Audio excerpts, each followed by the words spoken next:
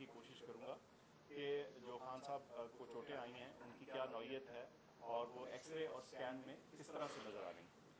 आपको सबसे पहले तो आपकी तवज्जो इस तरफ दिलाता हूँ जिसकी यहाँ लिखा है राइट थाई। ये एक्सरेज हैं दो, और ये दोनों जो हैं ये दाईं टांग के हैं। टांग का जो ऊपर वाला हिस्सा होता है ये साइड से है, जिसको लेटरल व्यू बोलते हैं, और ये सामने से है। आप देख सकते हैं कि यहाँ दो, एक और दो, और ये वही दो आपको एक और दो सामने से नजर आ रहे हैं टुकड़े या गोलियां जो हैं। ये अगर हम फिर टांग के निचले हिस्से पे चलें तो आपको दो अलावा उसके टुकड़े और गोलियां नजर आ रही हैं, एक ये और एक ये दूसरी वाली। और आप नोट करेंगे ये जो दूसरा है इसने टिबिया को, ये जो हड्डी है टांग की निचली जो इसको टिबिया बोलते हैं, इसके ऊपर इसने यहाँ से डैमेज किया। और जब आप साइड व्यू देखें तो वाज़े तौर पे नजर आता है कि जहाँ उसने फ्रैक्चर कॉज किया है, यानी हड्डी का टुकड़ा उखेड़ा है उससे।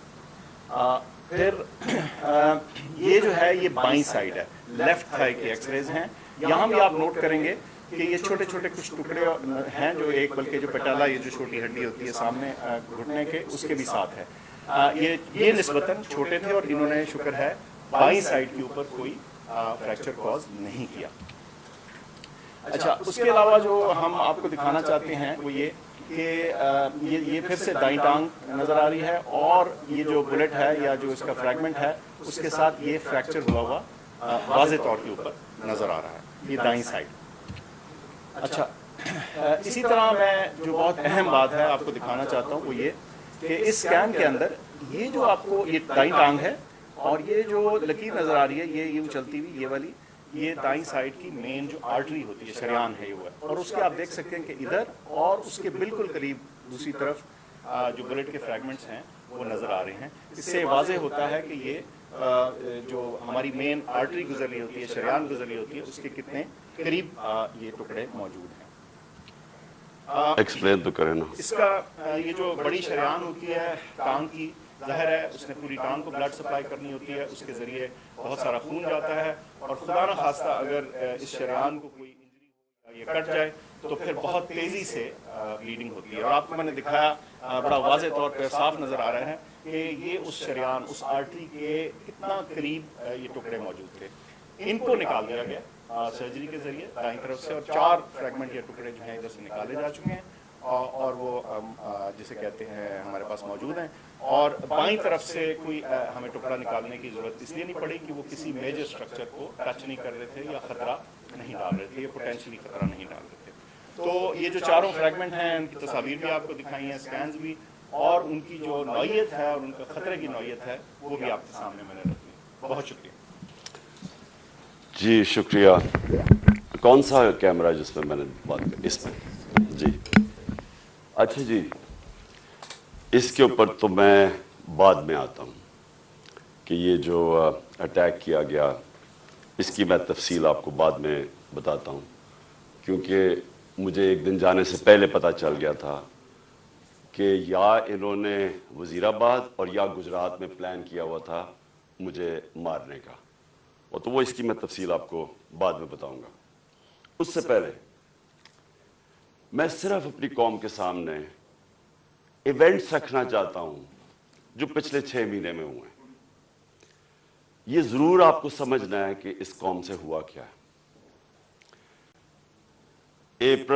मार्च 6 या 7 को मुरासलात है।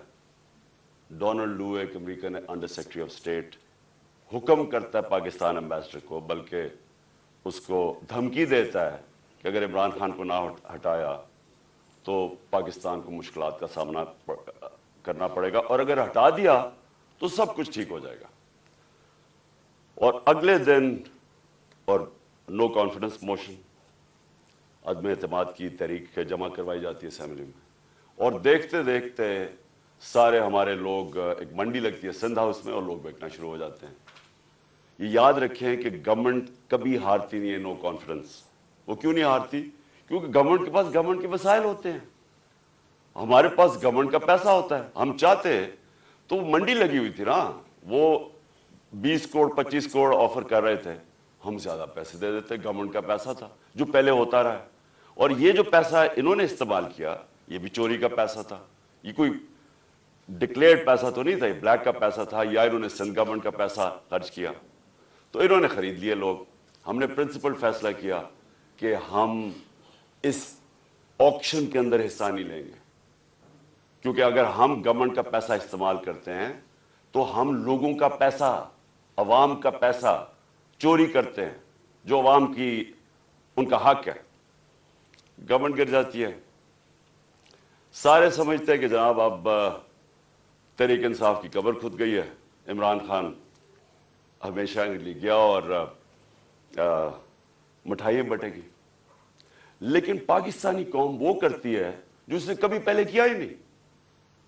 तो 10 तारीख को, और मैं आपको खुद कह रहा हूं 10 अप्रैल को, मैं खुद ही हैरान कि जो शाम को सीन्स देखे, जो लोग सड़कों के ऊपर आए, जिस तरह लोग निकले, मैं बुशरा बेगम के साथ बैठा था, तो हम खुद हैरान रह गए कि ये हुआ क्या है।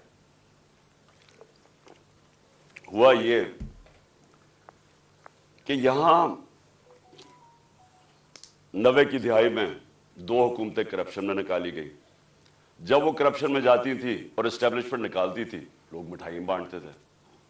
फिर जनरल मुशर्रफ आ गया, 2 दफा करप्शन में इन गवर्नमेंट्स को ना कि वो खुद उसने मार्शल लॉ लगा दिया, लोगों ने मिठाइयाँ बांटी, लोग उनकी करप्शन से तंग थे, उन 2 जमातों की। उसके बाद जनरल मुशर्रफ ने उनको एनआरओ दे दिया, वो वापस आ गए। फैसला जनरल मुशर्रफ ने किया एनआरओ देने का, जब उसके पास राइट ही नहीं था कि अवाम का पैसा चोरी, करप्शन का मतलब होता है अवाम का पैसा चोरी होना, तो अवाम का पैसा चोरी होगा और जनरल मुशर्रफ माफ कर देता है उनको, वो आ जाते हैं और फैसला करती है कि अब चेंज की वक्त आ गया, और वो इनको वापस ले आती है। और यही कॉन्स्पिरेसी होती है बाहर, एक बैरूनी कॉन्स्पिरेसी अंदर, और या फैसला हो जाता है। कहते हैं जी हम न्यूट्रल हो गए हैं। न्यूट्रल का कोई भी मतलब ले लें, मतलब तो ये है कि उन्होंने पता था कि साजिश हो रही है, रास्ता नहीं रोका, ये आ जाते हैं। अब होता क्या है, एस्टैब्लिशमेंट को इस मुल्क में आदत पड़ गई थी कि जिधर वो लोगों को धकेलेंगे लोग उधर चले जाएंगे। जब वो चेंजेस लेके आते हैं मिठाइयां बढ़ती हैं। एस्टैब्लिशमेंट को ये आदत थी। उनको एक धचका पड़ा कि इस बारी पाकिस्तानी कौम ने फैसला किया कि नहीं, ये जो 30 साल से मुल्क को चोरी कर रहे हैं, हम इनके साथ नहीं जाना चाहते, और इसलिए वो पब्लिक सड़कों पे आ गई। मैंने अवाम से मैं उठा हुआ हूं। मैंने तो कोई मेरी किसी मिलिट्री एस्टैब्लिशमेंट के अंदर मेरी पार्टी तो नहीं बनी थी, जिस तरह नवाज शरीफ बना था या जिस तरह जुल्फ़िकार अली भुट्टो बना था। मैं तो 22 साल स्ट्रगल करके अवाम से ऊपर आया था, तो मैंने तो अवाम में वापस जाना था। और अवाम ने जिस तरह मैं अब क्या कहूँ, मेरी पजीराई की, जिस तरह उन्होंने मेरी हौसला अफजाई की, मैं तो खुद ही उस पर भी हैरान रह गया। गर्मी की इंतहा, यानी इस बारी अप्रैल और मई दुनिया में कहते हैं कि पाकिस्तान सबसे गर्म मुल्क था, इतनी गर्मी थी, और एक से एक बड़ा जलसा पब्लिक ने आना शुरू हो गया। हमने एक लॉन्ग मार्च अनाउंस की 25 मई को। जब हमने लॉन्ग मार्च अनाउंस की तो इन्होंने 3 लॉन्ग मार्चेस हमारे खिलाफ की।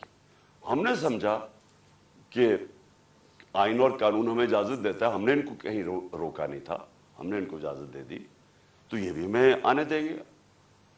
इन्होंने जो तशद्दुद किया, जो लोगों के घरों में 2-2 दिन पहले रातों के 3 बजे जाके इन्होंने जिस तरह का तशद्दुद किया, ना चादर ना चार दीवारी, लोगों को उठा उठा के लोगों को जेलों में डाला। किस वजह से?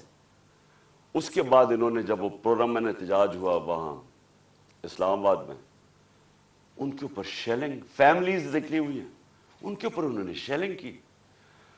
और हम हैरान कि क्या इनके लिए जायज है लॉन्ग मार्च और हमारे लिए नहीं है।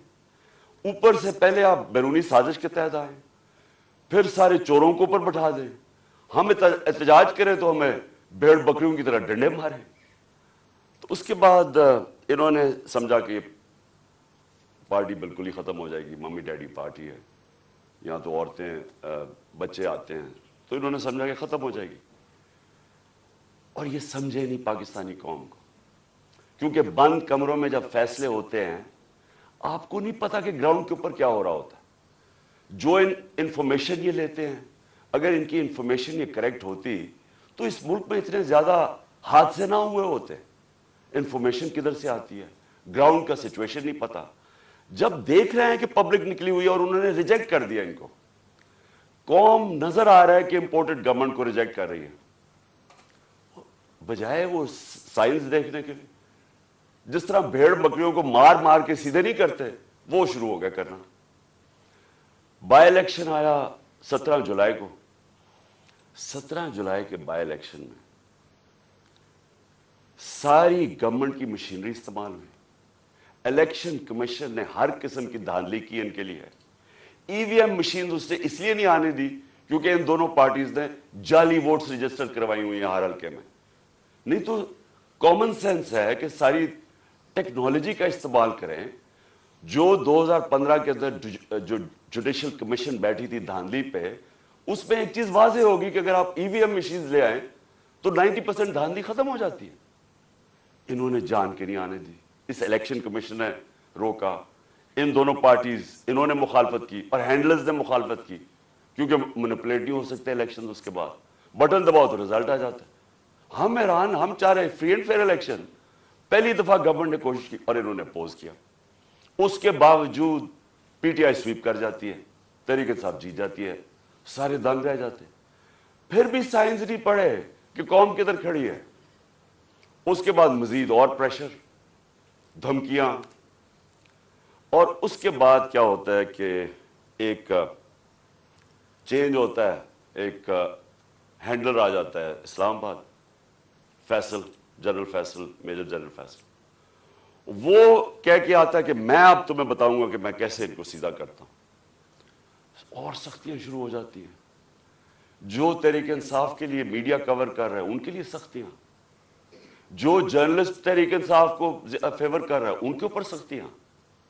हमारे मेंबर्स को अप्रोच किया जा रहा होता है कि आप हमारे एमपीज को, ये जरा सुने, एमपीज को डराया धमकाया जा रहा है कि इसको छोड़ो इमरान खान को। क्या डराया धमकाया जा रहा है कि हमारे पास हमारे करप्शन केसेस हैं। अगर वो नहीं मिल रहा है तो हमारे पास वीडियोज हैं, आपकी गंदी वीडियोज हैं, वो हम तो ब्लैकमेल करने के लिए। ये तमाशा हो रहा पाकिस्तान में कि हमारी अपनी एजेंसीज अपनी डेमोक्रेटिक प्रोसेस को चलने नहीं दे रही और ये इस्तेमाल कर रही है। बजाय रियलाइज करें कि आपने गलती कर दी है। लोग चोर नहीं एक्सेप्ट कर रहे हैं, उसके बावजूद एक गलती को दोहराते जा रहे हैं और फोर्स करते जा रहे हैं लोगों को। धमकियां आनी शुरू हो गई।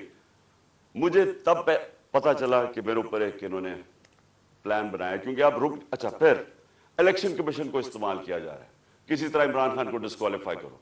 फॉरेन फंडिंग केस, पता चला वो फॉरेन फंडिंग ही नहीं है, उसको हमें लटकाया कि फॉरेन फंडिंग में अब पार्टी जाएगी। पता चला वो प्रोहिबिटिव फंडिंग है, उसके अंदर पार्टी डिस्क्वालीफाई नहीं हो सकती। उधर से चेंज करके तोशा खाना आ गए। तोशा खाना का सारा रिकॉर्ड तोशा खाना के अंदर पड़ा है। जो चीज भी है वो उसके अंदर पड़ी है, उसमें कोई गुंजाइश ही नहीं है चोरी की। अगर आप है तो वो एकदम पकड़े जाती है। तोशा खाना केस चला गया, उसमें जी अब तोशा खाना में डिस्क्वालीफाई कर देता है। वो वकील जाके उससे पूछ रहा है कि किस बेसिस पे एक इलेक्शन कमीशन डिस्क्वालीफाई कर दी। क्यों जी? वो वहां नवाज शरीफ का हुक्म आया हुआ है कि इमरान खान को हमें इकट्ठा लेवल प्लेइंग फील्ड दो। वो आदमी जो अरबों रुपया इस मुल्क का चोरी करके बाहर लेके जाता है, जो हुदैबा पेपर मिल्क, ये हुदैबा पेपर मिल्क समझ लें, इसहाक डार ने जज के सामने अपनी फ्री विल से स्टेटमेंट दी हुई है, जिसको सेक्शन 164 कहते हैं। 164 बयान जो है वो जेल में नहीं दिया जाता, वो आप जज के सामने जाके कन्फेस करते हैं कि ये मैंने किया है। तो ये 25 अप्रैल 2000 में इसहाक डार वहां बयान देता है कि मैं शरीफ खानदान के लिए पैसे चोरी, इनके चोरी का पैसा मनी लॉन्डर करता हूं इंग्लैंड। वहां काजी फैमिली के बेनामी अकाउंट्स खोले जाते हैं, शरीफ फैमिली का वहां से, और फिर रेमिटेंसेस दिखा के पाकिस्तान आता है और शरीफ फैमिली के अंदर चला जाता है। यानी सीधी सीधी चोरी। हुदैबा पेपर मिल्क में एनआरओ मिल जाता है, डिस्पाइट कि वो इसहाक डार कह रहा है कि मैं कन्फेस कर रहा है कि मैं मनी लॉन्ड्रर हूं शरीफ खानदान का, और इनको बता रहा है कि करप्ट है, एनआरओ मिल जाता है। वो नवाज शरीफ जो फिर एवंसफील्ड अपार्टमेंट उसकी पैनामा पेपर्स के अंदर पकड़ी जाती है, तस्लीम कर देता है हमारी।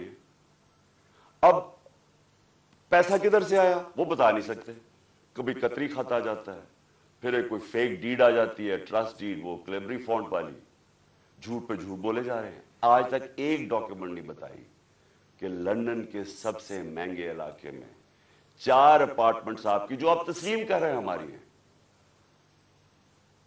और कह रहे हैं कि जनाब इमरान खान को और मुझे एक ही तरह लेवल प्लेइंग फील्ड दो।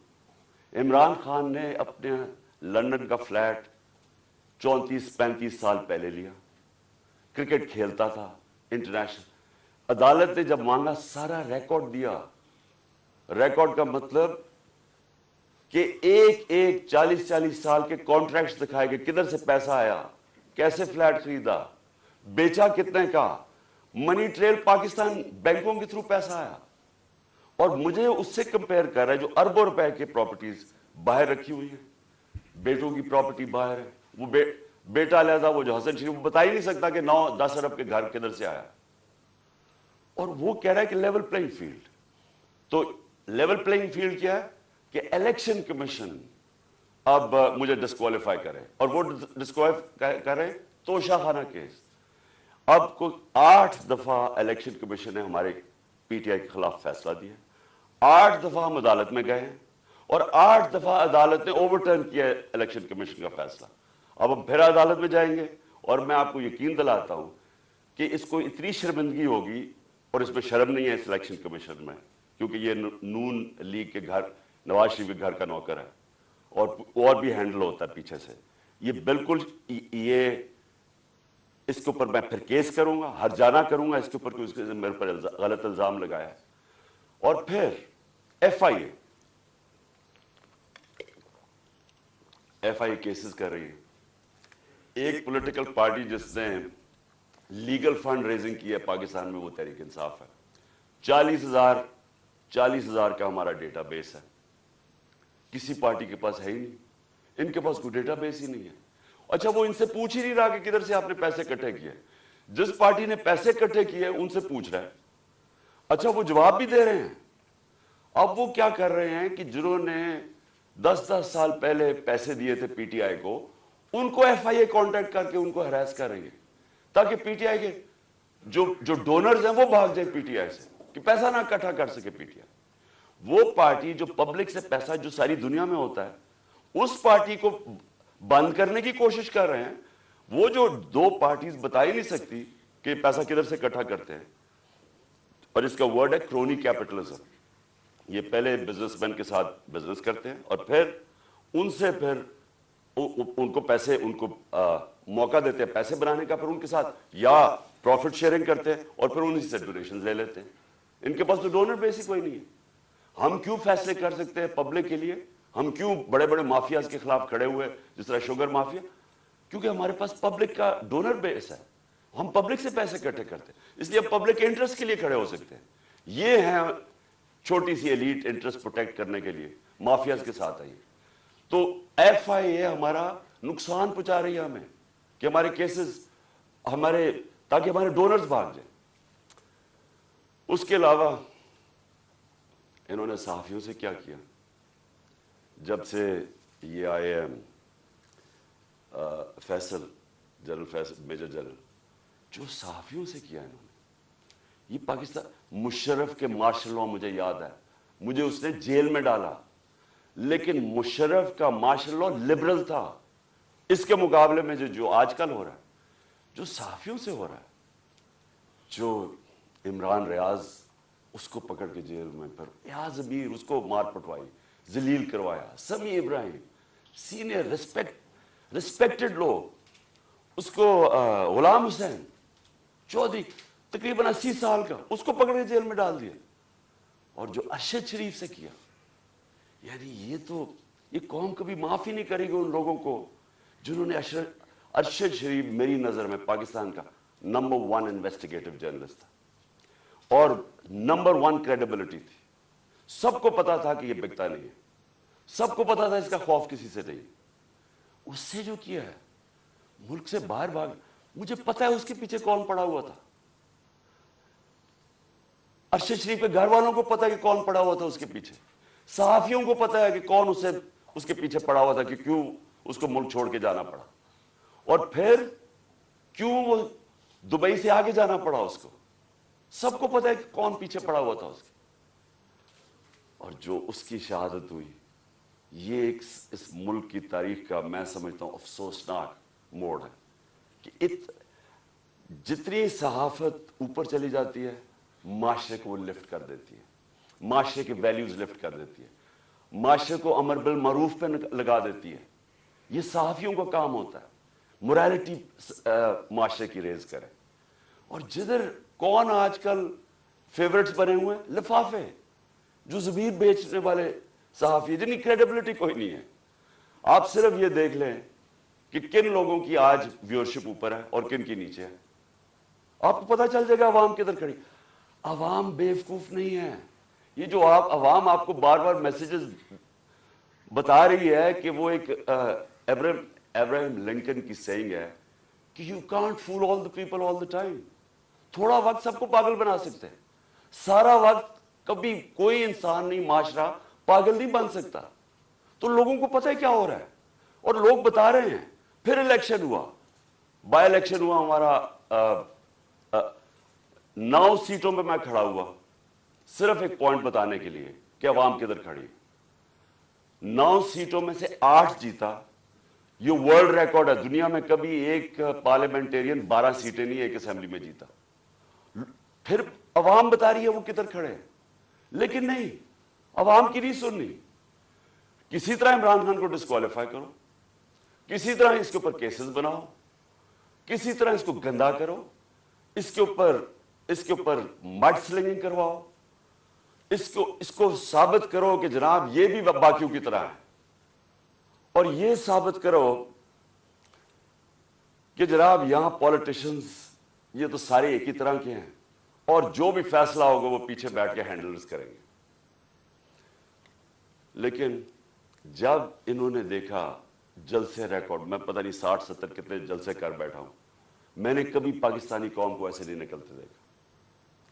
الیکشن رزلٹس آپ کے سامنے. انہوں نے فیصلہ کیا, اور فیصلہ پہلے کیا مجھے مروانے کا. 4 لوگوں نے بند کمرے میں فیصلہ کیا مجھے مروانے کا. میں ٹی وی پہ جا کے لوگوں کو بتایا کہ انہوں نے فیصلہ کیا. میں نے ویڈیو بنائی, 4 لوگوں کے نام میں نے دیے, میں نے ویڈیو باہر رکھی ہوئی ہے کہ اگر مجھے کچھ ہوا یہ ویڈیو ریلیز کریں گے, تاکہ یہ 4 لوگ یہ نہ ہو کہ یہاں ہمیشہ کوئی مر جاتا ہے تو اس کا کوئی پوچھتا نہیں ہے بعد میں. تو میں کہا تاکہ قوم, دنیا کو پتا ہو, میرے ملک کو پتا ہو کہ کس نے یہ کیا ہے. اس کے بعد یہ فیصلہ, یہ بند کمروں میں کہ اس کو اب کسی طرح عمران خان کو مارو.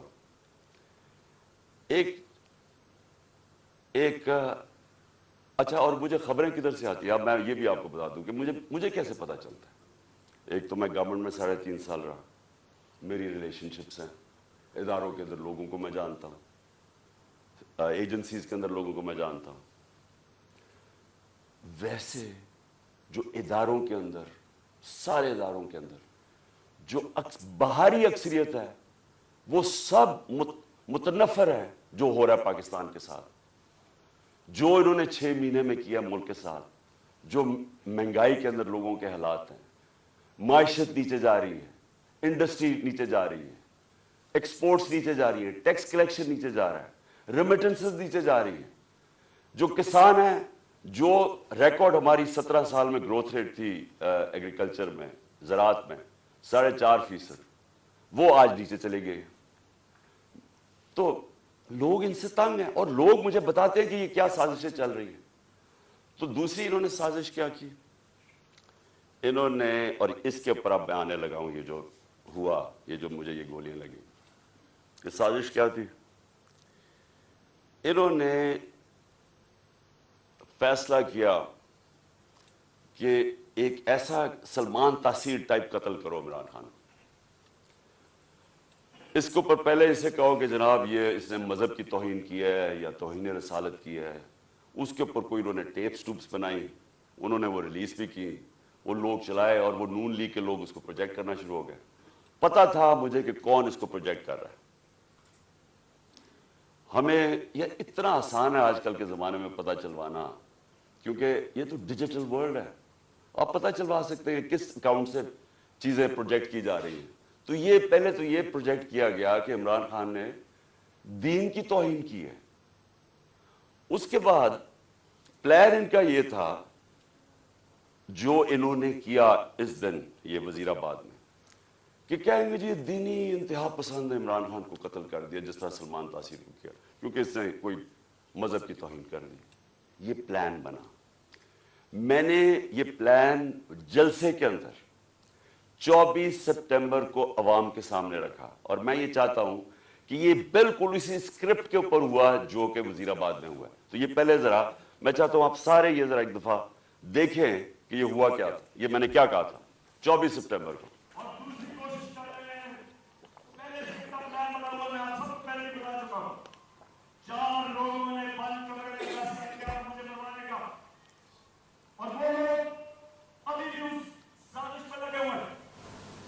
انہوں نے دونوں مریم کو جھوٹ بولنے کی پی ایچ ڈی دونوں کے پاس ہے، ان کو جاوید الدین کو انہوں نے ان سے پریس کانفرنس کروائی، اور پریس کانفرنس کروائی ایسی کہ عمران خان خدا را خواستہ اس نے مذہب کی توہین کی ہے، اور پھر ان کی کوشش ہے کہ اس کی وجہ سے اگر کوئی بھی میرے اوپر واردات ہو تو کہیں گے کہ مذہبی جنونی نے کر دیا، کہیں گے کہ کوئی دینی تحفظ نے اس کو مراد کر، یہ کرنا ہے۔ لیکن میں آج آپ سب کو کہہ رہا ہوں، سارے پاکستان میں پھر رہا ہوں، مجھے اپنی جان سے زیادہ مجھے پاکستان کی آزادی کی فکر ہے۔ 24 سپٹمبر یہ جلسے میں نے کہا، پلان کا مجھے پتا چل گیا تھا، اور یہ جو وزیر آباد ہوا، اب میں آپ کو وزیر آباد پہ آتا ہوں کہ یہ ہوا کیا۔ انہوں نے لانگ مارچ، ہم جلسے کرتے ہوئے ہم نے لانگ مارچ کا فیصلہ کیا، لانگ مارچ سے ڈر گئے، پبلک انہوں نے دیکھ لی تھی کہ ہمارے ساتھ ہیں، اور انہیں پتا تھا کہ میں نے اب جو غلطیاں کی تھی پچھلی باری، اور مجھے پتا چل گیا تھا ان کا پلان ہے، میں نے اب ایک اور پلان بنایا ہوا تھا، اور میں آج یہ ابھی اینڈ میں آپ کو بتاؤں گا کہ مارچ کا کرنا کیا ہے۔ لیکن مجھے پتا تھا کہ جو عوام نے نکلنا ہے اس باری، چاہے یہ جتنی مرضی پولیس بلا لیں، چاہے رینجرز بلا لیں، چاہے ٹیئر گیس شیلز تیاری کر لیں، جب عوام کا سمندر نکلتا ہے، وہ کہتے ہیں no power can stop an idea whose time has come۔ جب ایک نظریے کا وقت آ جاتا ہے اس کو کوئی نہیں روک سکتا۔ تو ان کو مجھے پتا تھا کہ اسلام آباد میں، اور انشاءاللہ یہ میں ثابت کروں گا، اتنی پبلک نے آنا ہے کہ اس ملک کی تاریخ میں کبھی پبلک اتنی نکلی نہیں ہے، اور وہ یہ بھی خوفزدہ تھے، ہیں بڑے بزدل، آپ کو پتا ہے کرپٹ لوگ، دو قسم کے لوگ بڑے بزدل ہوتے ہیں، ایک ظالم اور ایک کرپٹ، یہ ہمیشہ بزدل ہوتے ہیں۔ کرپٹ اس لیے کہ انہوں نے پیسہ بچانا ہوتا ہے، کیونکہ انہوں نے چوری کا پیسہ بنایا ہوتا ہے، سارا وقت ڈر ہوتا ہے کہ کہیں چوری کا پیسہ نہ چلا جائے، اور وہ پھر اس پیسے کو بچانے کے لیے ہر انتہا پہ جاتے ہیں۔ اور دوسرے جو ظالم لوگ ہوتے ہیں، ظالم ہمیشہ بزدل ہوتا ہے، کیونکہ وہ ڈرپوک ہوتا ہے، وہ ظلم کرتا ہے لوگوں پہ۔ اب 3 لوگوں نے یہ پلان بنایا، اور مجھے کیا یہ وہ 3 لوگ نہیں ہیں جو 4 لوگوں کے میں نے نام پہلے بتائے تھے جنہوں نے پہلے فیصلہ کیا تھا، جن کے اوپر میں نے ٹیپ بنائی، یہ 3 اور ہیں۔ مجھے کیسے پتا چلا؟ مجھے پھر اندر سے لوگوں نے بتایا۔ ایک دن پہلے، وزیر آباد سے پہلے، انہوں نے جب دیکھا کراؤڈ بڑھتے جا رہے ہیں، اور ایسے کراؤڈز کے کبھی پاکستان میں نظر نہیں آئے جی ٹی روڈ کے اوپر، انہوں نے پلان بنایا مجھے مارنے کا، اور یہی سکرپٹ، دینی انتہا پسند کچھ کرے گا، عمران خان تو بڑا دین کے خلاف ہے، اس سے تو इस्लाम दुश्मनी कोई नहीं है, ये तो ये प्लान बन गया। और 3 लोगों ने बनाया। सबसे पहले राना सनाउल्लाह। राना सनाउल्लाह ने क्यों बनाया? क्योंकि राना सनाउल्लाह एक कातिल है। राना सनाउल्लाह और शहबाज शरीफ ने जब मॉडल टाउन में वो 12 लोगों को कत्ल किया था और 70 लोगों को गोलियां लगी थी, सबके सामने नहते लोगों के ऊपर गोलियां चलाई थी मॉडल टाउन। वो क्यों चलाई थी? क्योंकि ताहिरुल कादरी ने 1 साल पहले पीपल्स पार्टी की गवर्नमेंट के अंदर लॉन्ग मार्च की थी और ये डरे हुए थे आते साथ ही, क्योंकि उसने कहा मैं फिर करूंगा नून लीग की गवर्नमेंट में, ये डरे हुए थे। इन्होंने वो जो जुल्म किया वहां मॉडल टाउन में, ये दोनों शहबाज शरीफ और राना सनाउल्लाह, और ये क्या कहना चाहते थे? ये पैगाम देना चाहते थे, खौफ तारी करना चाहते थे कि कहीं वो इस्लामाबाद ना आ जाए, वो पब्लिक ना निकला है। तो इन्होंने वहां लोगों को कत्ल किया। ये राना सनाउल्लाह, इसने याद रखे लॉन्ग मार्च से बचने के लिए लोग कत्ल करवाए थे मॉडल टाउन के। इसी राना सनाउल्लाह के ऊपर आबिद शेर अली, इनके मिनिस्टर के बाप ने का 18 कत्ल किए इसने। कब्जे ग्रुप और हर किस्म की, ये 2 नंबर काम करता है फैसलाबाद में, सब फैसलाबाद जानता है इसको। तो इनके इसके लिए कोई जान, इंसानी जान की अहमियत नहीं है। इनके लिए सिर्फ अपने मकसद और पैसा और चोरी। दूसरी तरफ शहबाज शरीफ के ऊपर ह्यूमन राइट्स वॉच की रिपोर्ट है या एमनेस्टी इंटरनेशनल की रिपोर्ट है।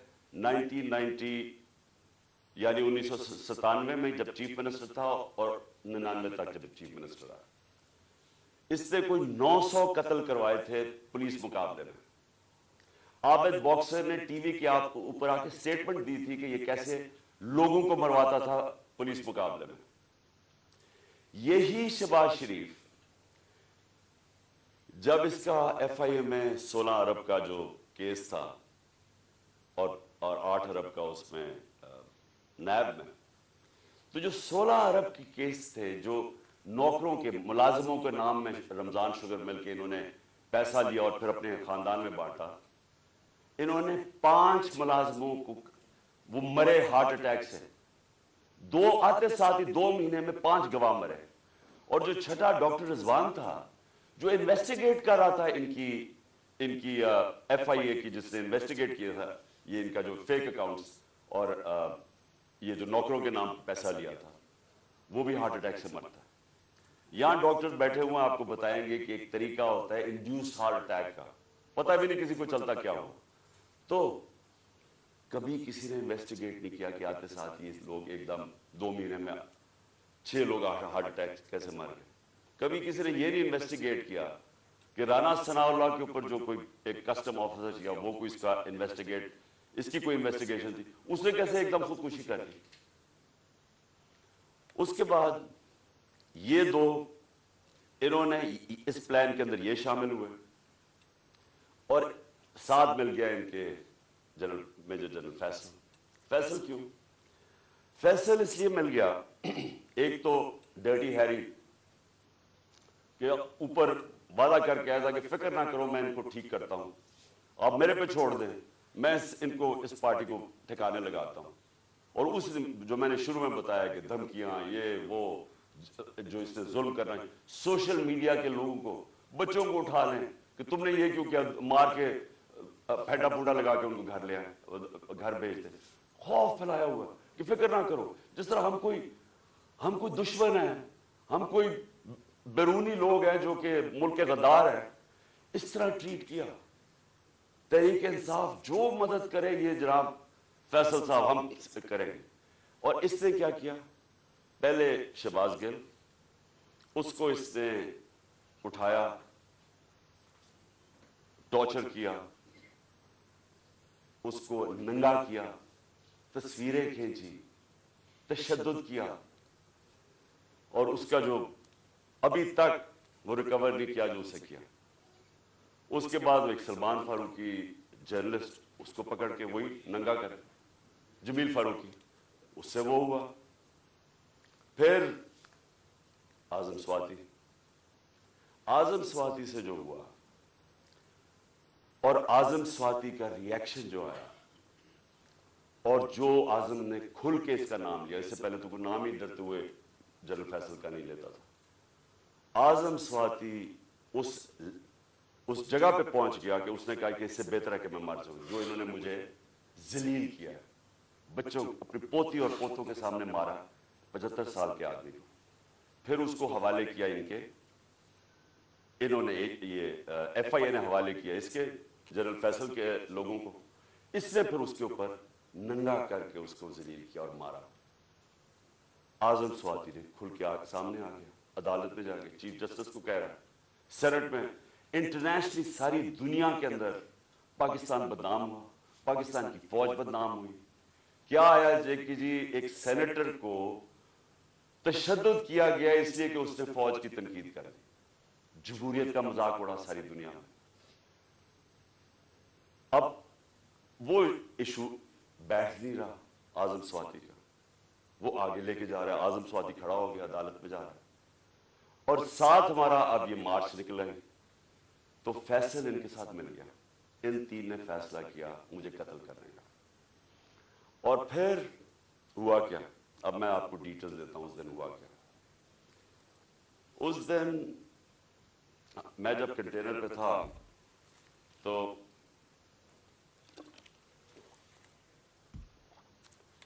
एकदम गोलियों का एक बर्स्ट आता है, मेरी टांग पे गोलियां लगती हैं, मैं गिर जाता हूं।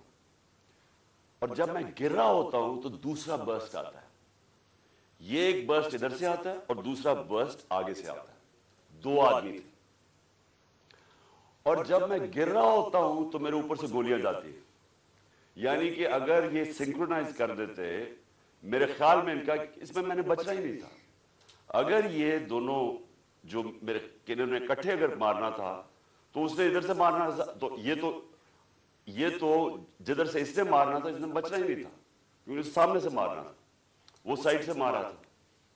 तो जब मैं गिर रहा था तो ऊपर से गोलियां गई, और फिर भी क्योंकि मैं गिर गया था, मेरे ख्याल में उसने सोचा होगा, ऊपर जो बैठा हुआ था उसने सोचा कि अब ये मार गया, और वो वहां से चला गया। अब जो चीज समझने की है वो ये कि एक तो पकड़ा गया जुनूनी, उसको कहा जी ये तो बड़ा कोई दीनी जुनूनी, कोई इंतहा पसंद है। ये इंतहा पसंद नहीं है, इसके पीछे पूरा प्लान था। ये प्लान पूरा हम अब अनकवर करेंगे, और मैं आपको बताऊं इसके साथ और लोग मुलव्वस हैं, और ये प्लान अब का नहीं पहले का बना हुआ है। और वो जो असल लोग हैं जिन्होंने वहां से गोलियां चलाई थी, जिन्होंने असल में इसका फिर भी मैं बच जाता, उन्होंने मारना था, और ये आदमी और हमें नुकसान पहुंचाता। 2 हीरो ना निकल आते। एक तो शहीद मौजम, मैं उसको आज सलाम पेश करता हूं, 2 बच्चों के साथ गया हुआ, वो मेरी और दूसरा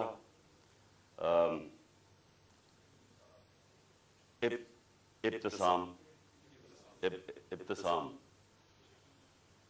जिस तरह उसने पकड़ा और जिस तरह उसकी अगर दिलेरी ना होती तो इसने बस मार देता, तो और तबाही कर सकता था। 11 लोगों को गोलियां लगी और एक हमारा मौजम शहीद हुआ। अब हमने FIR रजिस्टर करने की कोशिश की है, सब डरते हैं क्योंकि कई इदारे ये कानून से ऊपर है। मैं आज जनरल बाजवा से सवाल पूछता हूं कि क्या फौज का वकार ऊपर जाएगा या नीचे जाएगा अगर जो आपकी फौज पे काली भेड़ें गलत काम कर रही हैं, जुल्म कर रही हैं, इंसानों पे तशद्दुद कर रही हैं, अगर आप उनके ऊपर एक्शन लेंगे तो फौज का वकार ऊपर जाएगा, लोग इज्जत करेंगे फौज की। लेकिन अगर ये है कि फौज में ऐसे लोग बैठे जो हमें भेड़ बकरियों की तरह समझ रहे हैं, मार धाड़ करके, डरा धमका के, अगर समझ रहे हैं कि इस तरह फौज का वकार ऊपर चला जाए, तो नफरतें बढ़ रही हैं। आपके एक मेजर जनरल ने جو میرے خیال میں غداری میں پکڑا گیا، امریکہ کے لیے غداری کر رہا تھا، آپ نے اس کو سزا دی، فوج کا وقار اوپر گیا، غلط کام کر رہا تھا. تو کیا یہ اب میجر جنرل فیصل اس کی تفتیش ہونے دیں گے آپ؟ اور کیا اس ملک میں اب تفتیش ہو سکے گی جب جنرل فیصل کے اوپر الزام ہے، انٹیریئر منسٹر ثناء اللہ کے اوپر الزام ہے، اور تیسرا پرائم منسٹر شہباز شریف کے اوپر الزام ہے؟ کیسے تفتیش ہوگی؟ جب تک یہ 3 لوگ ریزائن نہیں کرتے تفتیش ہوگی کیسے؟ اور ادھر میں جنرل باجوہ آپ سے بھی فوج کے وقار کے لیے کہہ رہا ہوں کہ یہ پاکستانی فوج کو نقصان پہنچا رہے ہیں. اس طرح کی کالی بھیڑیں، یہ جو سمجھتے ہیں کہ ہم انسان ہی نہیں ہیں، بھیڑوں کو کبھی ادھر موڑ دو کبھی ادھر موڑ دو، آج وہ چور ہیں کل وہ NRO مل گئے تو اچھے ہو گئے ہیں، آج پھر آپ ان کو چور بنا دیں گے کل پھر بھیڑی. ہم انسان ہیں، انسانوں کو جانوروں کی طرح نہ ٹریٹ کریں.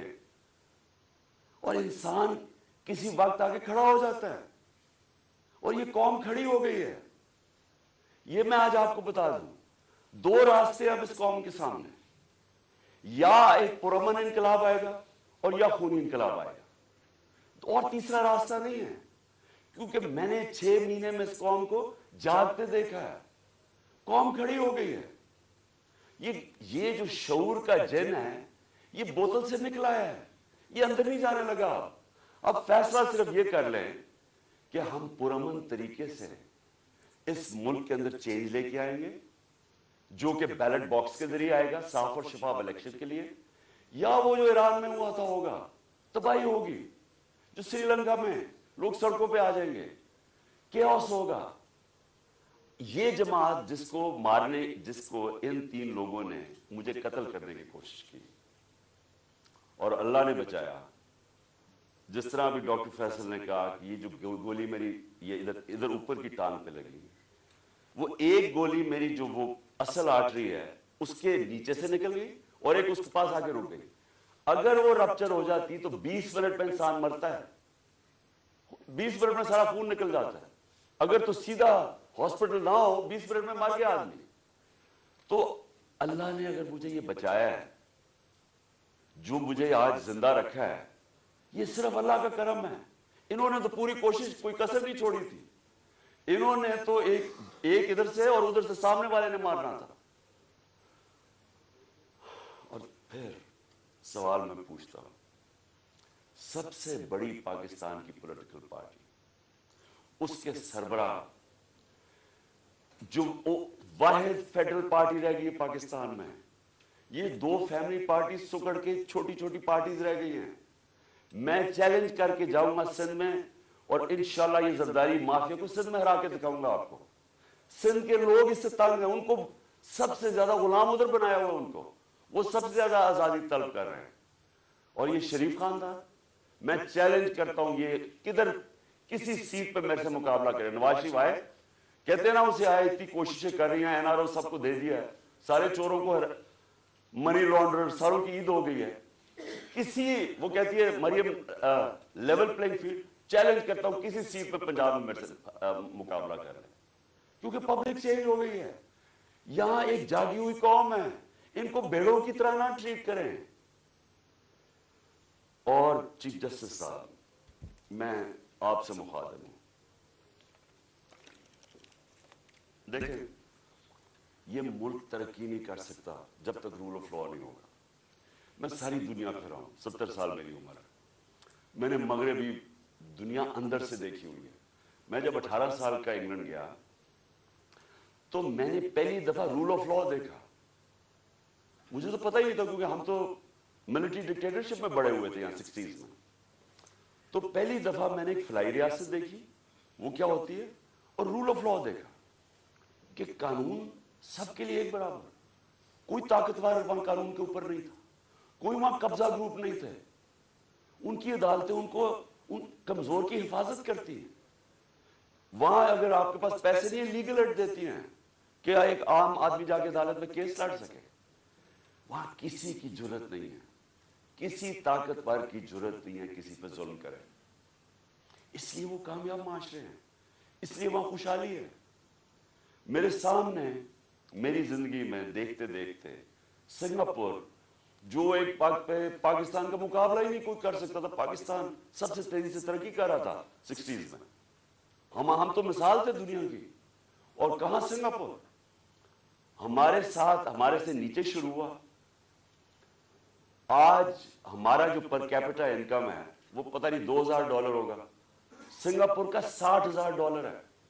کیونکہ ان کے اسٹیٹسمن لی کوان یو نے سب سے پہلے زور لگایا قانون کی بالادستی قائم کرنے کے لیے. اور اس نے, جب قانون کی بالادستی ہوتی ہے تو کرپشن ختم ہوتی ہے. کرپشن تب ہوتی ہے جس ملک کے اندر قانون کی حکمرانی نہیں ہوتی, جب کوئی قانون سے اوپر نہیں ہوتا, جب کسی کو NRO نہیں ملتا, جب لوگوں کو پتا ہوتا ہے کہ آپ جرم کریں گے, آپ جتنے بھی طاقتور آپ کو سزا ملے گی. صرف تب ایک معاشرے کے اندر انصاف ہوتا ہے اور وہ معاشرے میں پھر خوشحالی آتی ہے. ہمارے نبی صلی اللہ علیہ وسلم نے مدینہ کے اندر غربت تھی لیکن انہوں نے پہلے انصاف قائم کیا, عدل اور انصاف. فلاحی ریاست بنائی اور عدل انصاف قائم کیا. رحم دل ریاست بنائی اور عدل انصاف قائم کیا. اس کے بعد خوشحالی آئی, پہلے خوشحالی نہیں آئی. ہم کیوں نہیں آگے بڑھ رہے؟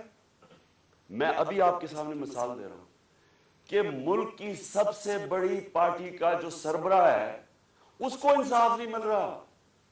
اس کو ایسے جو میرے سے چیف جسٹس صاحب جو 6 مہینے میں میرے سے کیا گیا ہے, میں آپ کو یقین دلاتا ہوں کہ کوئی ملک اپنے دشمن سے نہ کرے. میں وہ پاکستانی ہوں, اس ملک کے سارے ہائیسٹ سول ایوارڈ جیتے میں نے. سب جانتے ہیں کرکٹ کی دنیا میں نے پاکستان کی عزت بڑھائی, کم نہیں کی. یہ شوکت خانہ میں بیٹھا ہوں, یہ انٹرنیشنل راؤنڈ ہاسپٹل ہے, 75% کینسر کے مریضوں کا مفت علاج کرتا ہے, سب سے بڑا خیراتی ادارہ ہے. دوسرا پشاور میں کھولا ہے, تیسرا کراچی میں کھول رہے ہیں جو اس سے بھی بڑا ہوگا. 2 یونیورسٹیز بنائی ہیں, القادر یونیورسٹی جو کہ 100% فری ڈگریز دے رہی ہے لیڈرشپ کے اندر, سیرت نبی کے اندر, اور دوسری طرف نمل یونیورسٹی جدھر 90% اسٹوڈنٹس کو مفت تعلیم مل رہی ہے اور 85% جیسی ڈگری لیتے ہیں ان کو نوکریاں مل جاتی ہیں. 2 یونیورسٹیز, 2 ہاسپٹل, تیسرا ہاسپٹل. یہ دنیا میں کوئی جانتے ہیں کسی پولیٹیشین نے ایک بھی بنایا ہو؟ کوئی اس ملک کی تاریخ میں کسی نے کچھ کیا ہو؟ اور پھر ایک پارٹی بنائی جو کہ سب سے بڑی آج پارٹی ہے پاکستان, 12 سیٹیں جیتا. اگر میرے سے یہ ہو رہا ہے, میرے گھر کے اوپر میرے نوکروں کو پیسے دیے گئے میرے خلاف جاسوسی کرنے کے لیے, ڈیوائس رکھنے کے لیے, گھر کے نوکروں کو میری فون کالز, جو میری پرائم منسٹر کی فون کالز تھی ان کی ریکارڈڈ کر کے ریلیز کی گئی ریکارڈنگ, آفیشل سیکرٹس ایکٹ کی وائلیشن ہے. لوگوں کو جو ہمارے ڈونرز تھے ان کو ڈرایا دھمکایا گیا. ہر حربہ جو استعمال ہو سکتا ہے کہ ایک دشمن کے خلاف وہ میرے خلاف, یعنی یہ میسج پہنچواتا ہے یہ جو الیکشن کمیشن ہے, جی میں نہیں کہہ رہا, پیچھے سے مجھے حکم ہے. FIA والے جو پھر ہم نہیں کہہ رہے جی ہمیں پیچھے سے حکم ہے. وہ 25 مئی میں وہ جو پولیس والوں نے ظلم کیا تھا ہمارے, ہم کیا کریں جی ہمیں پیچھے سے حکم ہے. یعنی یہ ایک پاکستان کی جمہوری پارٹی سے مذاق ہو رہا ہے, ظلم ہو رہا ہے. یہ قوم کو تباہ کر رہے ہیں, قومیں تباہ ہوتی ہیں ایسے. ایسٹ پاکستان میں کیا ہوا تھا؟ سب سے بڑی جو جماعت الیکشن جیتی اسی کے خلاف ملٹری ایکشن کر دیا. ان کو جو رائٹ تھا ان کا وہ نہیں دیا. میں 18 سال کی عمر میں انڈر 19 میچ کھیلنے گیا ادھر, مارچ 1971. یہاں پریس سینسرشپ تھی, مجھے تو پتہ ہی نہیں تھا کہ کتنی نفرت ہے وہاں. کیوں نفرت تھی وہاں؟ کیونکہ ہم ان کو رائٹ نہیں دے رہے تھے. وہ الیکشن جیت گئے, ان کا پرائم منسٹر ہے. یہاں فیصلہ ہوا جی نہیں, ہم نے ان کو نہیں بننے دینا, اور ہم نے اس کے خلاف ملٹری ایکشن کر ملک توڑ دیا. اسی اس پاکستان میں اپنے پاکستانیوں کو بتانا چاہتا ہوں, کیونکہ یہ مجھے سب سے زیادہ تکلیف ہوئی اس کی, کہ 18 سال کے بعد، یہ 71 تھا، 18 سال کے بعد میں پاکستان ٹیم کیپٹن ایک بنگلہ دیش ایک ایگزیبیشن میچ کھیلنے گیا ہندوستان کے خلاف.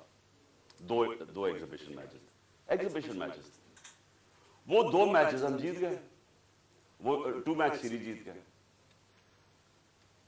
میرے پاکستانیوں، وہاں جدھر نفرت تھی پاکستان سے 1971 میں، کیونکہ ہم ان کو رائٹ نہیں دے رہے تھے، انصاف نہیں کر رہے تھے، 50,000 لوگوں کا اسٹیڈیم ایک ہی نعرہ مارا، پاکستان زندہ باد، پاکستان زندہ باد. ہوٹل سے جدھر ہمارا ہوٹل تھا اور جدھر اسٹیڈیم تھا، اسٹیڈیم سے ہوٹل تک لوگ سڑکوں پہ لائنوں پہ کھڑے ہوئے تھے، پاکستان زندہ باد. تو میں نے تب مجھے پتا چلا یہ کتنی بڑی ٹریجڈی ہے کہ ہم نے کتنا ظلم کیا ان لوگوں کے ساتھ جو ہمیں چھوڑنا نہیں چاہتے تھے، لیکن ہم نے ان سے انصاف نہیں کیا. اب وہی کرنے جا رہے ہیں، سب سے بڑی پارٹی کو دیوار کے ساتھ لگا رہے ہیں اور اس کے لیڈر کو قتل کر رہے ہیں، کوشش کر رہے ہیں. کیوں؟ کیونکہ چوروں کا ٹولہ اوپر جو بٹھا دیا ہے، ہم بھیڑ بکریاں مان نہیں رہے ان کو، اس لیے قتل کرو اس کو، جو ملک کی سب سے بڑی پارٹی ہے، تاکہ اگر عمران چلا جائے گا تو پارٹی تتر بتر ہو جائے گی. جو پارٹی فیڈریشن کو اکٹھا رکھ سکتی ہے وہ تو صرف تحریک انصاف ہے. ملٹری، اگر ملٹری اب ملک کو اکٹھا رکھ سکے تو ایسٹ پاکستان نہ ٹوٹتا. پولیٹیکل پارٹیز ملک کو اکٹھا رکھتی ہیں، ملٹری مدد کرتی ہے. یہ الٹا جا رہا ہے. یہ پھر کوئی تاریخ سے ہم نے کچھ نہیں سیکھا. کیا ہوگا؟ مجھے پتا تھا جس دن میں نکل رہا تھا، مجھے پتا تھا کہ یہ آج یا کل انہوں نے میرے پر کوئی واردات کری ہے، کیونکہ مجھے پوری میسج آئی کہ جناب یہ انہوں نے اب مجھے کہا کینسل کر دیں، اب نہ جائیں، انہوں نے مار دینا آپ کو. پہلے تو میں نے سوچا کہ کیا یہ واقعی کریں گے، کیا یہ واقعی یہ کر لیں گے کہ یہ ایک ملک کی ایک قوم کو نقصان پہنچائیں گے اپنے چھوٹے چھوٹے مفادات کے لیے، وہ اپنے پیسے بچانے کے لیے. کیونکہ ان کو سارا ڈر یہ ہے کہ اب یہ چوری کا پیسہ ہے، یہ جو NRO ہے ہم نے جو لے لیا ہے، اب کہیں عمران خان آ کے اس کو ریورس نہ کر دے بس. تو انہوں نے تو قتل اور جانا سلام اللہ، ان سے کیا ایکسپیکٹ کرتے ہیں. لیکن یہ جو فوج کا جنرل، یہ ان کے ساتھ مل کے، اور یہ جو ہمارے سے ہوا ہے 6 مہینے، میں اپنی قوم سے سوال پوچھتا ہوں کہ کیا ہم اب ہمارا اب یہ سوال ہے، ہم نے اپنے آپ سے پوچھنا، کیا ہم نے ایسی رہنا یا ہم نے اپنی تقدیر بدل کے آزاد ہونا ہے؟ آزادی کے لیے قربانیاں دینی پڑتی ہیں. مجھے پتا تھا کہ انہوں نے واردات کرنی ہے، مجھے پتا تھا ایک یا اس دن ہونی تھی یا اگلے دن ہونی تھی. لیکن میرا یہ ایمان ہے کہ اگر آپ ان چوروں کی غلامی کے نیچے رہنا، اس سے بہتر ہے زندہ نہ رہو. میں یہ طے کر کے آیا، اور میں جیسے ہی ٹھیک ہوں گا میں پھر نکلوں گا سڑکوں پہ، پھر میں کال دوں گا، پھر اسلام آباد کی میں کال دوں گا. اس لیے کہ اس قوم کے اوپر اگر ان چوروں نے اور ان ظالموں نے حکمرانی کرنی ہے، اور اگر ہم بحیثیت قوم اس کو ایکسپٹ کر گئے، تو اس لیے پاکستان نہیں بنا تھا.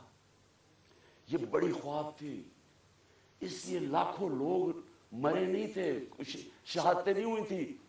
میں لاہور میں بڑا ہوں، ایک گھر نہیں تھا جو ایسٹ پنجاب سے ہے جدھر لوگوں کی قربانیاں، عورتیں بچے جس طرح قتل عام ہوئی تھی. یہ بڑی قربانی کے بعد ملک بنا تھا. قائد اعظم جب پاکستان لینڈ کیا، انہوں نے 3 ہفتے پہلے، انہیں پتا تھا انہوں نے زندہ نہیں رہنا. کسی کو نہیں بتایا کہ کہیں اگر دشمنوں کو پتا چل گیا تو وہ انہیں پتا کہ اگر قائد اعظم فوت ہو گئے تو یہ ملک نہیں بنے گا. کسی کو پتا نہیں چلنے دیا. اور 3 ہفتے پہلے لینڈ کرتے ہیں کراچی، تو ایڈمرل جو ان کا اسسٹنٹ تھا اسے کہتے ہیں میں نہیں سمجھتا تھا کہ میری زندگی میں پاکستان بنے گا. اس لیے نہیں بنا پاکستان کہ چوروں کی ہم غلامی کریں، یہ ظالموں کی جو لوگوں پہ تشدد کرتے ہیں. آپ کو پتا ہے اعظم سواتی کو جب یہ جب اس کے اوپر تشدد کر رہے تھے اسے کیا کہہ رہے تھے کہ یہ عمران خان کو بتاؤ کہ اس کو ہم اس طرح ننگا کر کے ماریں گے. یہ ہمارے لوگ ہیں, یہ اس ملک کی سیکیورٹی کے لیے ہیں, اور یہ اس کو کہہ رہے ہیں اس کو کہ عمران خان کو پیغام دو کہ اس کو اس طرح ہم ننگا کر کے ماریں گے. پنڈی کا وہ مسٹر وائے جو ملتان کا ہے, مسٹر وائے بیٹھا ہوا ہے, وہ ہمارے ایم پیز کو بلا کے کہہ رہا ہے کہ دیکھو یہ پی ٹی آئی کی کوئی فیوچر نہیں ہے, اور عمران خان کو تو ہم نے وہ کرنا ہے جو اعظم سواتی سے کیا. یعنی یہ ہمارے لوگ ہیں. جنرل باجوہ جاگیں, یہ ملک تباہی کی طرف جا رہا ہے. یہ اگر آپ نے ان کے اوپر کالی بھیڑوں پہ ایکشن نہ لیا, یہ نفرتیں بڑھتی جائیں گی, یہ قوم ٹوٹنے کی طرف جائے گی. عمران خان کو جب اللہ نے لے کے جانا ہے میں تو تیار ہوں اس کے لیے. ملک کا سوچیں, اپنی ذات سے نکل جائیں باہر کہ جی چھوٹے چھوٹے مفادات کے لیے, اپنی ذات کے لیے, یہ چوروں نے تو اپنے پیسے کے لیے, ہم اپنے ملک کو قربان کر رہے ہیں.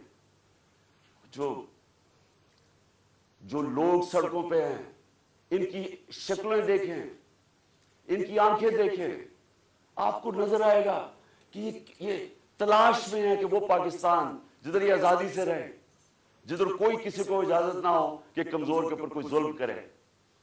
تھانے کچہری کے اندر بیچارہ غریب آدمی ٹھوکریں کھاتا پھرتا ہے, اس کو انصاف نہیں ملتا, اس کی زمینوں پہ قبضے ہو جاتے ہیں, اور یہ بڑے بڑے ڈاکو ہر باری آ کے اپنی ساری چوری معاف کروا لیتے ہیں. 1100 ارب روپے کی یہ چوری معاف کروا رہے ہیں اپنے, 1100 ارب روپے کا این آر او لے رہے ہیں, ملک کو تباہی کے اندر ڈال کے, معیشت تباہ کر کے, مہنگائی میں لوگوں کو پھنسا, اور صرف اپنے پیسے بچانے کے لیے این آر او لے رہے ہیں, اور ان کو کوئی فکر ہی نہیں ہے. ملک کو جو مرضی ہو, ان کے تو پیسے باہر پڑے ہوئے ہیں, ان کے لیے ہمیں ہمارے اوپر تشدد کیا جا رہا ہے, جس کا جینا مرنا پاکستان میں, جن کے پیسے ہی باہر پڑے ہوئے ہیں, جو عیدیں باہر ہیں, جو ان کی شاپنگ باہر ہے, بچے باہر ہیں, جنہوں نے جائیدادیں باہر بنائی ہوئی ہیں, بلینز آف ڈالر کی پراپرٹی ہے, ان کے لیے ہمیں قربان کر رہے ہیں. اور غدار پھر کون رہا؟ کون ہے پاکستان کا غدار؟ میرے اوپر غداری کا پرچہ کر دیا, شہباز گل کے اوپر کسٹوڈیل ٹارچر ہوئی, یہ دنیا میں بینڈ ہے. اس کے اوپر میں نے آواز اٹھائی, اور میں نے کہا کہ جس نے ریمانڈ میں بھیجا اس آدمی کو جس کے اوپر کسٹوڈیل ٹارچر ہو, اس کے اوپر قانونی کارروائی کریں گے. میرے پہ دہشت گردی کا پرچہ لگا دیا. تو یہ پاکستان کدھر جا رہا ہے؟ ہم وہ خود بھولے نا, جو قوم اپنے نظریے سے ہٹتی ہے وہ مر جاتی ہے. ہمارا تو نظریہ تھا, ہمارا نظریہ ہے اسلامی فلاحی ریاست, جو مدینہ کی ریاست کے اوپر بیس کرنی تھی. علامہ اقبال کی شاعری تو پڑھنے ساری, وہ سارا وقت جگاتا رہا علامہ اقبال, غلام مسلمانوں کو جگانے کی کوشش کر رہا تھا کہ غلاموں کی کوئی زندگی نہیں ہے, پرواز صرف شاہین آزاد کی ہے. اور آزادی تب آتی ہے جب انصاف ملتا ہے. انصاف جب تک نہیں ملتا وہ قوم آزاد نہیں ہوتی. یا انصاف ہی نہیں ہے چیف جسٹس صاحب, یا میں آپ کو گارنٹی کرتا ہوں کہ جب تک یہ ریزائن نہیں ہوں گے تفتیش ہی نہیں ہو سکتی. تینوں تو وہ ملوث ہیں جن کے نیچے تفتیش ہے. تو چیف جسٹس صاحب اس ملک کو بچائیں. آپ کی بڑی ذمہ داری ہے. اللہ جتنا بڑا ہمیں مقام دیتا ہے اتنی بڑی ہمیں ذمہ داری ڈالتا ہے. آخرت میں ہماری ججمنٹ ہوگی کہ ہم جو اللہ نے ہمیں نعمتیں بخشی ہیں ان کو ہم نے کیسے استعمال کیا ہے, اپنی ذمہ داری انسانیت کے لیے پوری کی یا نہیں کی.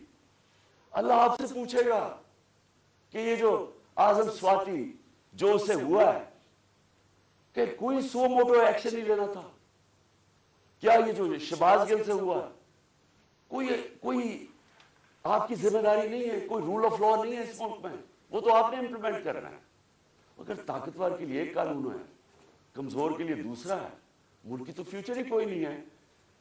کیونکہ میرے نبی صلی اللہ علیہ وسلم نے 1500 سال پہلے تقریباً انہوں نے کہہ دیا تھا کہ وہ قومیں جو کمزوروں کو, چوروں کو جیلوں میں ڈالتی ہیں اور طاقتور ڈاکوؤں کو پکڑتی نہیں ہیں وہ تباہ ہو جاتی ہے. آج ساری جو ڈیولپنگ ورلڈ ہے وہ کیوں غریب ہے؟ کیونکہ وہاں طاقتور قانون کے اوپر ہے. اور اگر سنگاپور اوپر گیا تھا تو ان کے اسٹیٹسمین نے طاقتور کو قانون کے نیچے لے. اس کی سٹوری پڑھ رہے کہ کیسے اس نے سنگاپور کو اٹھایا.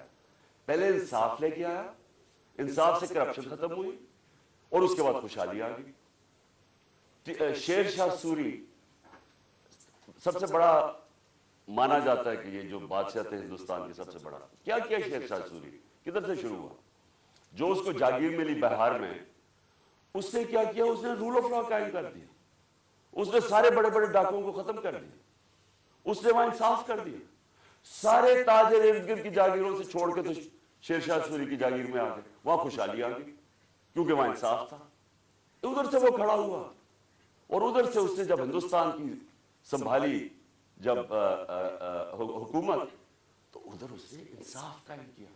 اس لیے آج اس نے لوگوں کے جب انصاف آیا خوشحالی آ گئی. یہاں ہم رینگتے رہیں گے امریکنوں کے, کبھی ادھر ہاتھ جوڑ رہے ہیں کہ جی ہمیں ادھر سے پیسہ مل جائے, کبھی وہ چینیوں کے پاس جا رہے ہیں پیسہ مل جائے, اور کبھی ہم جی ہم مانگنا تو نہیں چاہتے لیکن ہم مجبور ہیں, ہم بڑے مجبور ہیں. تو 30 سال تو آپ دونوں فیملی حکومت کرتی رہی ہیں, تو کس نے مجبور کیا اتنا؟ کون اس ملک کو؟ یا جب سے یہ دو خاندان آئے ہیں ہندوستان بھی آگے نکل گیا, بنگلہ دیش ہمارے سے آگے نکل گیا. جب بنگلہ دیش بنا تھا تو لوگوں نے یہاں کہا جی بوجھ ہے ہمارے اوپر بنگلہ دیش میں, غربت بہت زیادہ ہے. وہ آگے نکل گیا ہمارے سے. جب سے یہ دو خاندان آئے ہیں تو کہتا جی ہم مجبور ہیں, ہم تو ماننے نہیں آئے لیکن ہم مجبور ہیں. آخر میں اپنے سارے پاکستانیوں کو جو پیغام دینا وہ یہ ہے کہ دیکھیں, آپ نے سب نے, میں نے فیصلہ کیا پھر سے کہ جیسے ہی میں یہاں سے ٹھیک ہوں گا میں سیدھا سڑک پہ, اور میں نے اسلام آباد کی کال دے دی. آپ سب سے میں صرف یہ کہتا ہوں کہ اپنے بچوں, اپنے مستقبل کے لیے آپ نے کبھی کمپرومائز نہیں کرنا اپنی آزادی کے لیے. غلام قوم دنیا میں اس کی عزت نہیں ہوتی. ہر ایک پاسپورٹ پوچھے ہمارے پاکستانیوں سے کیا ہوتا ہے, دنیا عزت نہیں کرتی, اور وہ قوم اوپر ہی نہیں جا سکتی. اگر ہم نے یہ غلامی کر کے اوپر جانا تھا تو ہم کب 40 سال سے تو میں جانتا ہوں غلامی کر رہے ہیں. وہ کوئی امریکن آتا ہے اس کے پیر میں گر جاتے ہیں, کوئی گورا رنگ دیکھتے ہیں اس کے جوتے پالش کرنے شروع کر دیں. وہ جب سازش ہو رہی تھی تو مجھے یاد ہے کہ امریکن وہ عورت کوئی امریکن ایمبیسی سے مریم نواز کو ملنے گئی, وہ گھر سے باہر گئی اس کو ریسیو کرنے. اسے ایسے ملے جیسے کوئی برطانیہ کی پتہ نہیں کوئی ملکہ آ گئی. اس کے سامنے صرف لیٹ ہی نہیں گئی کہ میرے اوپر سے چل کے جاؤ جا کے اس کے جوتے نہ گندے ہو جائیں. یہ اپنے آپ کو ہم ذلیل کرتے ہیں ساری جگہ دنیا کے اندر, کیونکہ ہم بیکاریوں کی طرح پھرتے ہیں, قومی غیرت کھو بیٹھے. اور کیوں نہیں ہم آگے بڑھ سکتے؟ کیونکہ انصاف نہیں ہے. انصاف نہیں ہے, خوشحالی نہیں ہے, انصاف نہیں ہے, آزادی نہیں ہے. تو میرے پاکستانیوں, آپ نے سب نے جب تک یہ 3 لوگ ریزائن نہیں کرتے آپ نے پروٹیسٹ کرنا ہے. آپ نے سڑکوں پر پروٹیسٹ کرنا, آپ کو آپ کا آئین رائٹ دیتا ہے. ظلم اور ناانصافی کے خلاف کھڑا ہونا آپ کا دین آپ کو حکم کرتا ہے. جہاد کرنا ہے. جہاد کیا ہے؟ ظلم کے سامنے کھڑے ہونا, ناانصافی کا مقابلہ کرنا, اپنی آزادی کے لیے کھڑے ہونا. یہ آپ کا فرض ہے. اور اللہ نے کیوں کیا ہوا ہے؟ کیونکہ اللہ کو پتہ ہے کہ غلام کی کوئی پرواز نہیں ہے. تو انصاف آپ کو آزاد کرتا ہے, اور آزاد کی پرواز ہے. تو اس لیے آپ نے سب نے نکلنا ہے, آپ نے پوری طرح اس پروٹیسٹ کے اندر حصہ لینا ہے, اور ان تینوں کی ریزگنیشن مانگنی ہے. کیونکہ جب تک یہ 3 ریزائن نہیں کرتے, یہ جو کیس ہے یہ آگے نہیں بڑھے گا, اس کی تفتیش نہیں ہوگی, کیونکہ کنٹرول کرتے ہیں سب کچھ. ہے FIA ساری ایجنسیز ان کے کنٹرول کے نیچے, تو کیسے انصاف ملے گا؟ جنرل باجوہ کو بھی کہنا, میں آپ کو آج کہہ رہا ہوں کہ یہ جو میجر جنرل فیصل کر رہا ہے, یہ اس ملک کو تباہی کی طرف لے کے جا رہا ہے. فوج اس ملک کی ضرورت ہے. ہم جو میری طرح کے لوگ آزاد سوچ ہی نہیں سکتے زندگی آزادی کے علاوہ, وہ چاہتے ہیں کہ ہماری فوج مضبوط ہو, کیونکہ مضبوط فوج ہی ہمیں آزاد رکھے گی. یہ کمزور کر رہا ہے فوج کو. ان حربوں سے ہماری فوج کمزور ہو رہی ہے. ہم جب تنقید کرتے ہیں یہ تعمیری ہے, یہ اپنی فوج کو کمزور کرنے کے لیے نہیں ہم کر رہے ہیں. ہم آپ کو آج کہہ رہے ہیں, ساری قوم آپ کو کہہ رہی ہے کہ یہ چوروں کے ساتھ ہم نے نہیں چلنا. قوم آپ کو بار بار کہہ رہی ہے. نہ یہ کریں کہ ہمیں ڈنڈے مار مار کے یہ فیصل کہ جی نہیں آپ نے بھیڑ بکریوں کی طرح ان کے ساتھ چلنا, نہیں چلنا انہوں نے, اور انتشار کی طرف جا رہا ہے قوم. سو مہربانی کریں, اس کو ریزائن کروائیں, اس کے اوپر پوری تفتیش کریں کہ اس نے کس قسم کا ظلم کیا ہے. اعظم سواتی کے اوپر جو ہوا ہے, جو شہباز گل کے اوپر ہوا ہے, جو جمیل فاروقی کے اوپر ہوا ہے, ننگا کر کے, کون سی قوم اجازت دیتی؟ کبھی سنا ہے امریکہ کے اندر, امریکہ کے اندر, یورپ میں کسی آزاد قوم میں سنا ہے کہ اس طرح آزادی رائے کے اوپر کسی کو ننگا کر کے ماریں اور پھر دھمکیاں دیں آگے سے کہ یہ بتا دو کہ عمران خان سے بھی یہی ہوگا؟ یعنی یہ ہماری ایجنسیز ہیں, ان کا یہ کام ہے کہ ملک کو ہی کمزور کرو. تو پروٹیسٹ ہوگا جب تک یہ 3 ریزائن نہیں کریں گے. جیسے میں ٹھیک ہوں گا میں سڑک پہ پھر آ رہا ہوں اور میں اسلام آباد کال دوں گا, آپ تیار رہیں. انشاءاللہ اللہ نے مجھے بڑا بچایا ہے, مجھے ایک نئی زندگی دی ہے, اور میرے میں عزم دے دیا ہے کہ میں اپنی قوم کی آزادی کے لیے پوری طرح لڑوں. پاکستان زندہ باد.